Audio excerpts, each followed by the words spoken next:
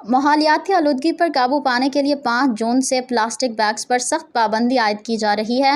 Zoya news plus registered के बुरेवाला से नुमाइंदे आसिफ अली की रिपोर्ट के मुताबिक प्लास्टिक बैग्स का इस्तेमाल माहौल को आलूदा करने में अहम किरदार अदा करता है। इन ख्यालात का इज़हार असिस्टेंट कमिश्नर मलिक फ़ारूक अहमद ने गोल चौक में म्यूनसिपल कॉरपोरेशन दफ्तर से की गई एक आगाही वॉक में गुफ्तगू करते हुए किया। उनका कहना था कि 5 जून के बाद प्लास्टिक के इस्तेमाल पर सख्त कार्रवाई अमल में लाई जाएगी।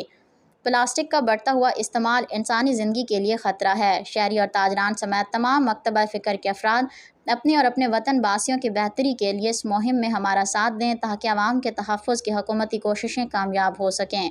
वॉक में चीफ ऑफिसर इम्तियाज़ अहमद, अंजुमन ताजरान और सदर सिटी प्रेस क्लब रजिस्टर्ड समेत मोअज़्ज़िज़ीन शहर ने शिरकत की।